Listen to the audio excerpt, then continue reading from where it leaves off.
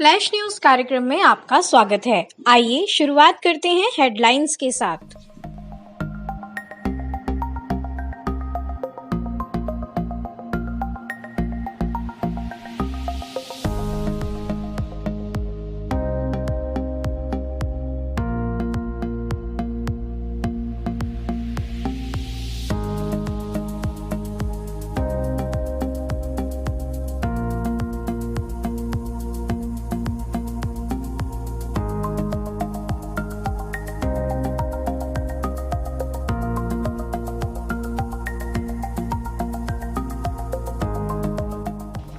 Good morning everyone. चलिए शुरुआत करते हैं करंट अफेयर्स के विस्तार से। वीडियो को शेयर करके फटाफट चैनल को सब्सक्राइब कर लीजिए ताकि आगे आने वाली कोई वीडियो मिस ना हो। और आज के सेशन की खास बात मैं आपको बता देता हूँ, एक पॉइंट भी ऐसा नहीं है जो आप छोड़ सको। वीडियो को शुरू से लास्ट तक पूरा देखिएगा और डेफिनेटली यहाँ से प्रश्न पूछे जाएंगे विभिन्न एग्जाम्स में, इसकी भी मैं गारंटी दे सकता हूँ। देखिए, सबसे पहले बात करूंगा बसंत रथ की। बसंत रथ है ये चर्चा में है बिकॉज ये जम्मू कैडर के आईपीएस अधिकारी थे, लेकिन गृह मंत्रालय ने इन्हें निलंबित कर दिया। इनके ऊपर अनुचित व्यवहार यानी कि दुर्व्यवहार और दुराचार का आरोप लगाया गया है। ये मूलतः ओडिशा से हैं, बसंत रथ हैं ये ओडिशा से हैं और वर्तमान में ये inspector general of police rank पर थे। और साथ ही गृह मंत्रालय ने एक आदेश दिया है कि जब तक डीजीपी नहीं बोलते, यानी डीजीपी का ऑर्डर जब तक नहीं आता है तब तक आप हेडक्वार्टर खाली नहीं करोगे, तब तक आप कहाँ रहोगे, हेडक्वार्टर में ही रहोगे।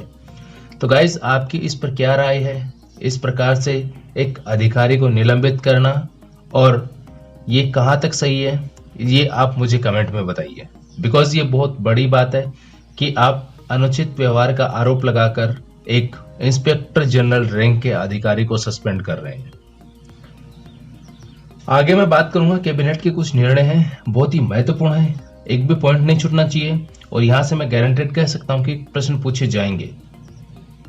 देखिए, एक योजना है जिसका नाम है प्रधानमंत्री गरीब कल्याण योजना और इस लॉकडाउन के दौरान, इस महामारी के दौरान इस योजना के तहत विभिन्न प्रकार की उप योजनाएं चलाई जा रही हैं। जैसे कि उज्ज्वला योजना यहाँ पर फ्री दी गई थी, तो उज्ज्वला योजना का अब विस्तार कर दिया गया है। यानी पहले अप्रैल मई जून 3 महीने के लिए 3 गैस सिलेंडर हैं वो फ्री दिए जा रहे थे उज्ज्वला योजना के तहत, लेकिन इसका विस्तार करके जुलाई अगस्त सितंबर तक कर दिया गया है। यानी अब ये फ्री सिलेंडर सितंबर तक मिलेंगे और इससे लगभग 8 करोड़ महिलाएं लाभान्वित होंगी। 8 करोड़ महिलाएं इससे लाभान्वित होंगी। साथ ही इसका जो खर्च आएगा वो लगभग 13,500 करोड़ के समथिंग आएगा। उसके बाद आगे योजना है प्रधानमंत्री गरीब कल्याण अन्न योजना। इसके तहत देखिए क्या होता है, प्रत्येक परिवार को प्रति सदस्य 5 केजी चावल या गेहूं दिया जाता है और एक परिवार को 1 केजी दाल। 3 महीने के लिए इस योजना को शुरू किया गया था शुरुआत में, लेकिन इसका विस्तार नवंबर 2020 तक कर दिया गया है। यानी कि प्रधानमंत्री गरीब कल्याण अन्न योजना है ये नवंबर 2020 तक चलेगी। इसकी घोषणा हो चुकी है, कैबिनेट ने इसको अप्रूव कर दिया है। अब क्या होगा देखिए, प्रत्येक परिवार प्रति सदस्य 5 केजी गेहूं या चावल और साथ ही 1 केजी चना मिलेगा। ये आपको याद रखना है।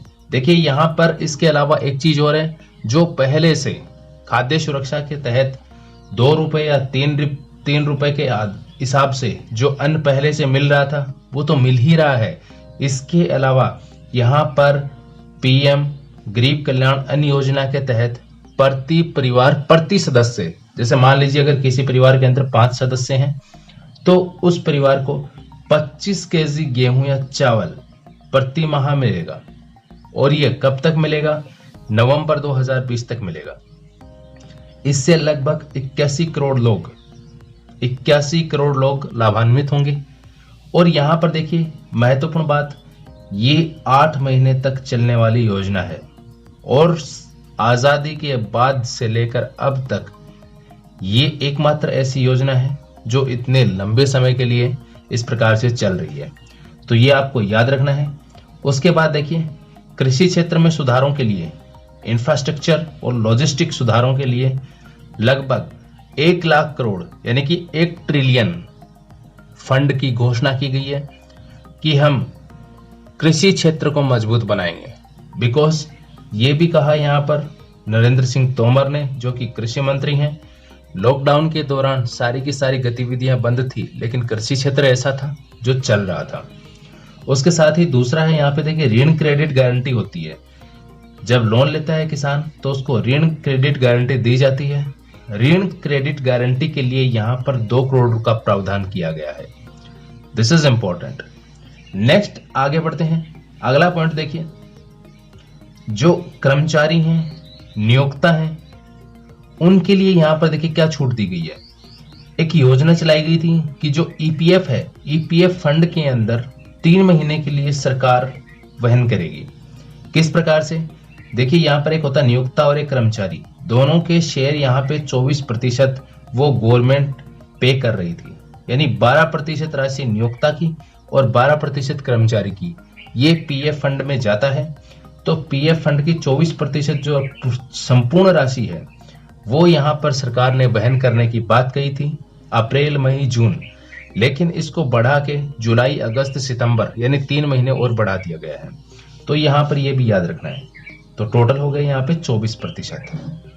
इससे फायदा ये होगा कि 12% नियोक्ता की बचत होगी और 12% अधिक सैलरी मिलेगी कर्मचारी को। तो ये ईपीएफ फंड की जो राशि है वो आपको याद रखना है।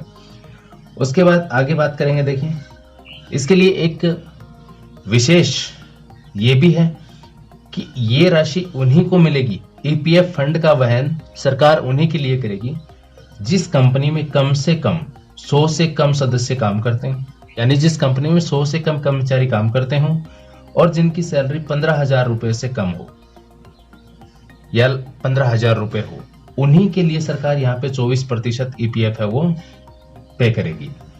उसके बाद एक योजना और है, प्रधानमंत्री आवास योजना।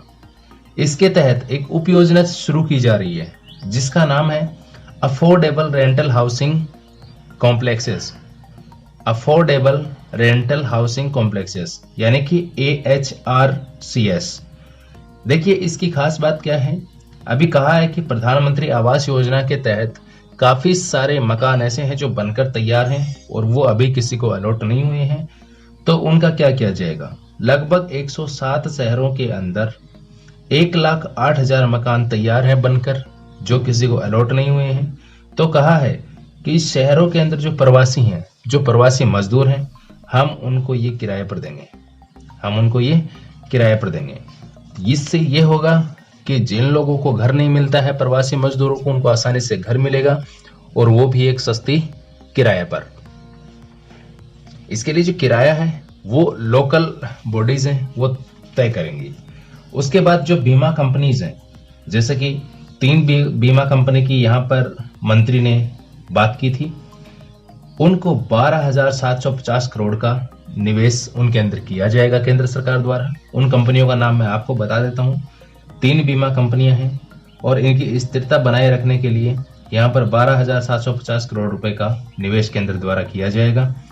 पहली कंपनी है ओरिएंटल इंश्योरेंस कंपनी, दूसरी है नेशनल इंश्योरेंस कंपनी और तीसरी है यूनाइटेड इंडिया इंश्योरेंस कंपनी। तो आपको ये भी याद रखना है।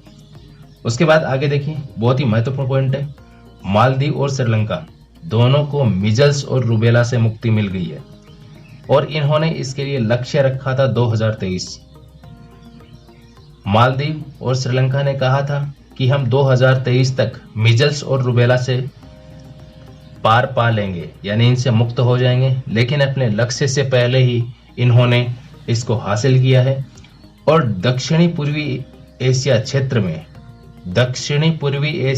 में WHO के पहले 2 देश हैं जो मीजल्स और रूबेला से मुक्त हुए हैं। Very very important, definitely exams में पूछा जाएगा। तो याद रखना है कि अभी मालदीव और श्रीलंका 2 ऐसे देश हैं जो मीजल्स और रूबेला से मुक्त हुए हैं और दक्षिणी पूर्वी एशिया क्षेत्र में WHO के पहले 2 देश हैं जो इन दोनों रोगों से मुक्त हुए हैं। और इन रोगों से सबसे ज्यादा प्रभावित होते थे जो मासूम होते थे, यानी कि नवजात शिशु होते थे, या फिर छोटे उम्र के जो बच्चे होते थे, वो सबसे ज्यादा इससे प्रभावित होते थे। लेकिन इन दोनों देशों ने इससे मुक्ति पा ली है। आज के अंक में इतना ही। चलते चलते आपके लिए एक अभ्यास प्रश्न। निम्न में से किस नदी का बहाव पश्चिम से पूर्व की ओर है? ध्यान से सुनिएगा और अच्छे से प्रश्न को पढ़कर जवाब दीजिएगा। निम्न में से किस नदी का बहाव पश्चिम से पूर्व की ओर है?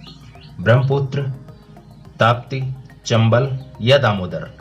इसका सही जवाब आप कमेंट बॉक्स में दीजिए। सही जवाब इसका हम भी आपको कमेंट बॉक्स में उपलब्ध करवा देंगे।